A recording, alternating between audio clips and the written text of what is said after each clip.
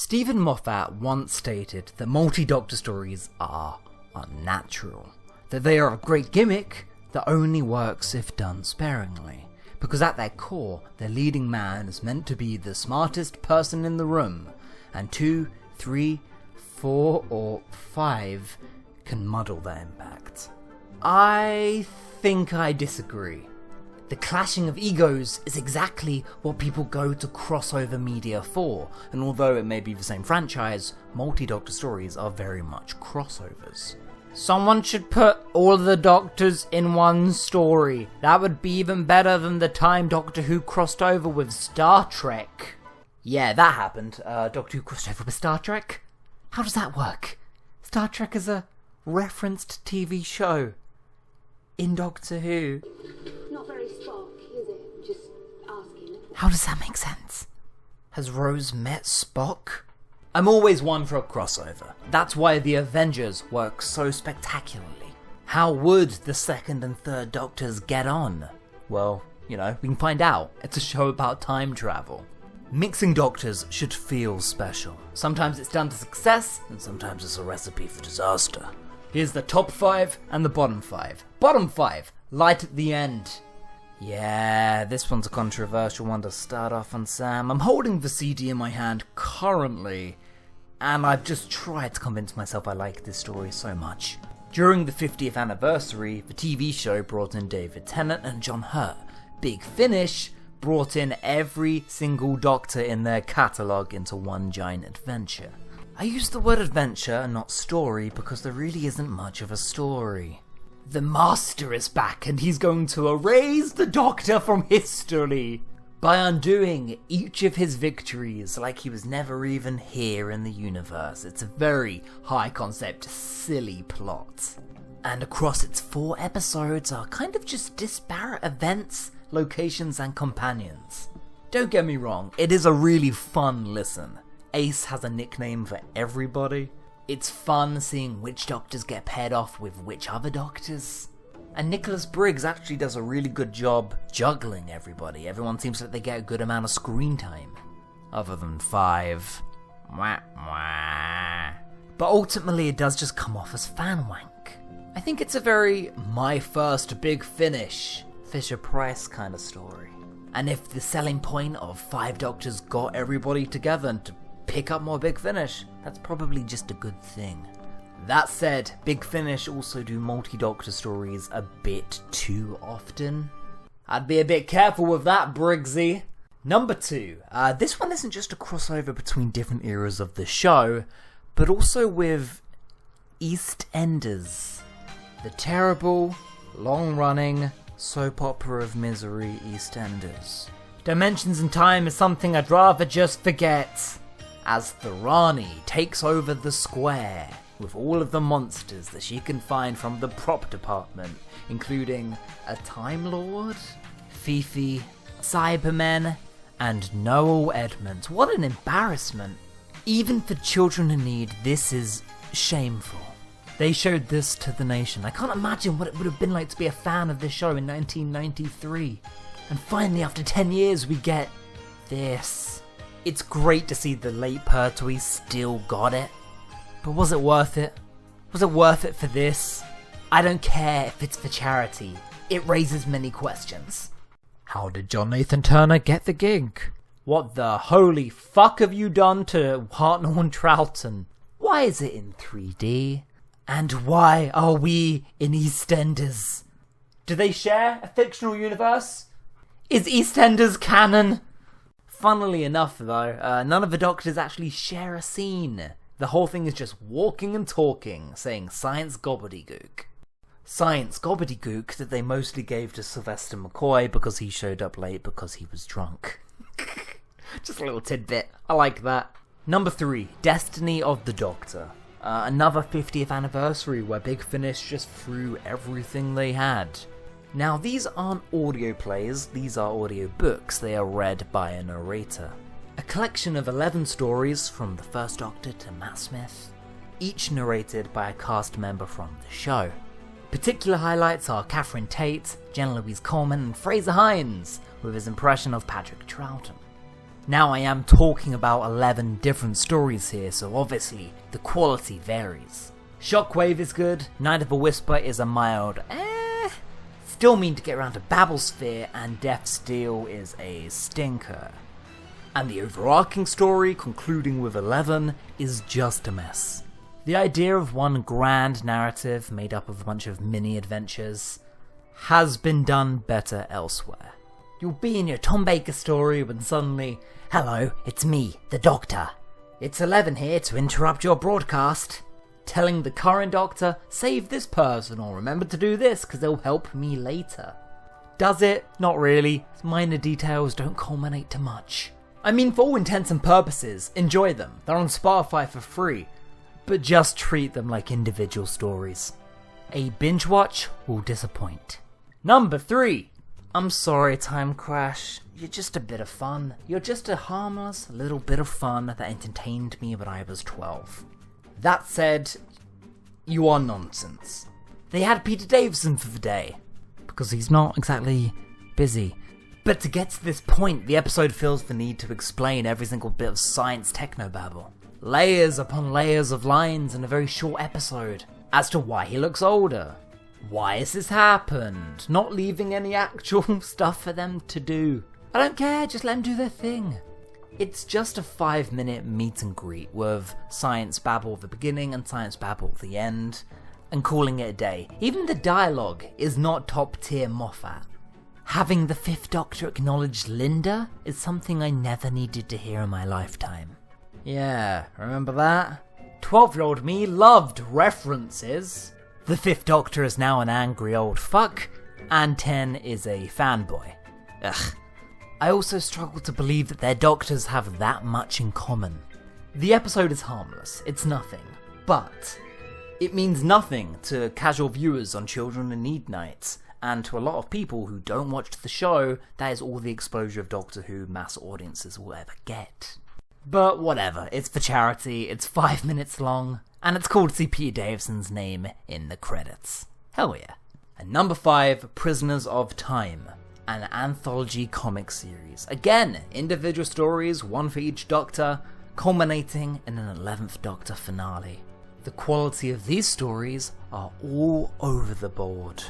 For the record, yes, this is the one where Matt Smith's Doctor battles the Master and Adam Mitchell from The Long Game, yeah.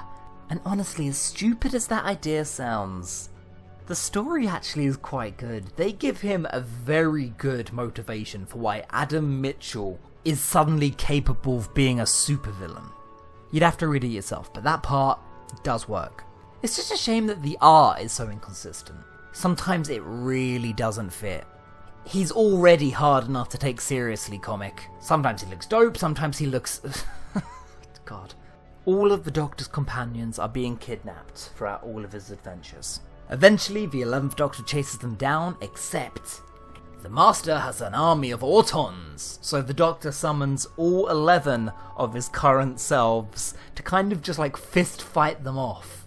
It's absolute fan service. It's what every 10-year-old wants to see, but never should actually be fully realised, because it's stupid. It's a kid with action figures. Yeah, get 'em, McCoy. Deck 'em, Hartnell. I'm happy I own it, but I'm not calling it good. This is how you jump the shark. And the top 5, because actually the majority are very, very good. Day of the Doctor, spoke about it before, made me cry in the cinema. I didn't realise how much I missed Tennant until that familiar voice popped up in the pre-show. Oh. A perfect celebration that understands that this is meant to be an event. For someone who actually disapproves of multi-Doctor stories, Stephen Moffat gave us quite a few. Even a multi-master story. Thank God, I'm glad he did. Number 2, the 5 Doctors.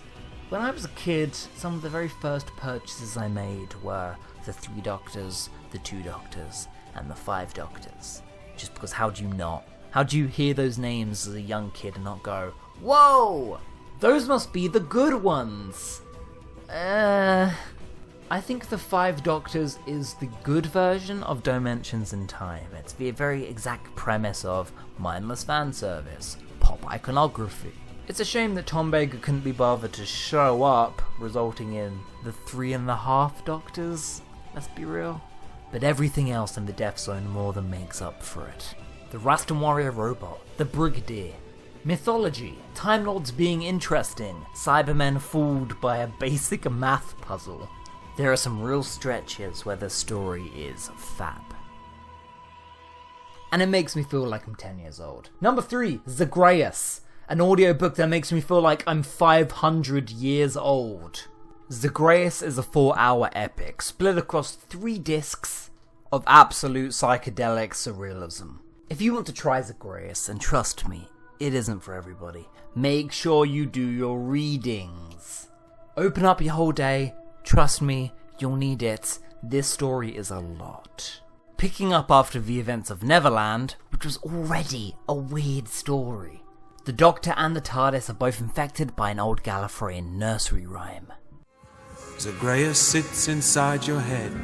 Zagreus lives among the dead. Zagreus sees you in your bed and eats you when you're sleeping. Wrapping up Charlie's relationship with the Doctor in some of the most melodramatic stuff that will even make Rose blush. Time Lord mythology is turned inside out its own head. The TARDIS is the villain, and John Pertwee's archived robot voice plays a major role in the story for some reason. Very, very weird, polarizing story. I think I adore it. But then again, I like weird. For a multi-Doctor story, it's anything but conventional. The Doctors don't even talk or interact until the final 10 minutes. But the stakes are high. A really weird, unnerving story where it truly feels like time and sense is breaking down. And although it isn't the multi-Doctor story that people asked for, it is one that many people could grow to love. Big Finish was so experimental back in the day. They really bit off more than they could chew. Number 4, the 4 Doctors. We got 2 Doctors, we got 3, we got 5. What about 4? This is a great, very, very short comic. Criminally short. Combining 10, 11, and 12. Now the crossover aspect of this one isn't even its selling points. 10 and 12 do not get along. The Master's TARDIS. That man there is not the Doctor. I'm more of a Doctor than you ever were. Talk about 2 extremes on different ends of the spectrum. The 4th Doctor in question is the War Doctor, who, I'm not going to tell you his part in it either, but this is another great Time War story. It's really the plot of this one that keeps it going. We've got a repeat appearance of the Reapers. We get to explore different alternate worlds where each Doctor made their worst mistake imaginable, showing a different version of events to this moment in Dark Water, ultimately leading us to an evil 12. This is a must-read. And finally, number 5, Twice Upon a Time, 3 Doctors. Great stories, but there's one I prefer a little bit more. Exhausted Supplies, a fan-made audio drama right here on YouTube. Oh yeah, we're counting those. Oh, yes. Yes, of course. It's you. I am Para 57, and I will take care of you. Will you now? Well, that's very kind, but first I need to talk to someone in charge. I actually have no filter between official product and fan-made contribution. To me, a fan-made activity, if done well, is just as equal. A fan writer is still just a writer. Because where would you possibly draw the line?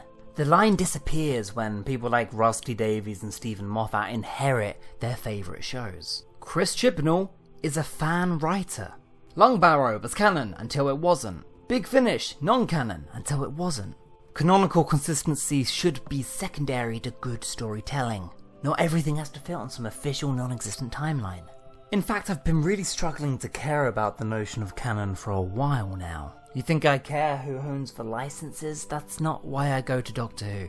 Fans shape the aesthetic of long-running series. Every fan has their own individual reading, and there is no reason to discount something as well produced as this. Written and directed by Luke Oliver, Exhausted Supplies has a really big cast and crew. This is a solid fan production, equally rivaling anything in the Big Finish catalogue. The production values are top tier, the 9th Doctor and 12th Doctor impressionists are unparalleled. It actually sounds like the 9th Doctor for once. And although these guys are more impressionists than actors, sometimes they can struggle with the inflections. This is by far my favourite multi-Doctor story. Because they did it for free! No budget! Just raw organisation and talent. It has 37,000 views currently on Luke Oliver's channel, and it deserves triple that. So consider that link in the description. And thank you for watching. Be sure to let me know how much I missed your favourite. Stephen Moffat actually said we shouldn't expect any more crossover stories until its 100th anniversary. A statement he immediately broke with Twice Upon a Time. And although I'm not begging for any crossovers anytime soon, Matt Smith does want to come back. Christopher Eccleston stated maybe he would consider coming back. And the 8th Doctor is still young enough to put into TV adventure. Whether those have to be multi-Doctor stories, time will tell. There's some stories like Heart of TARDIS or Project Lazarus where Doctors exist in the same story but never actually meet. And that is what I want to see in the BBC new series. Hey, and that's not long off now. You bet there'll be a lot of content, so make sure to subscribe to keep up. Thanks.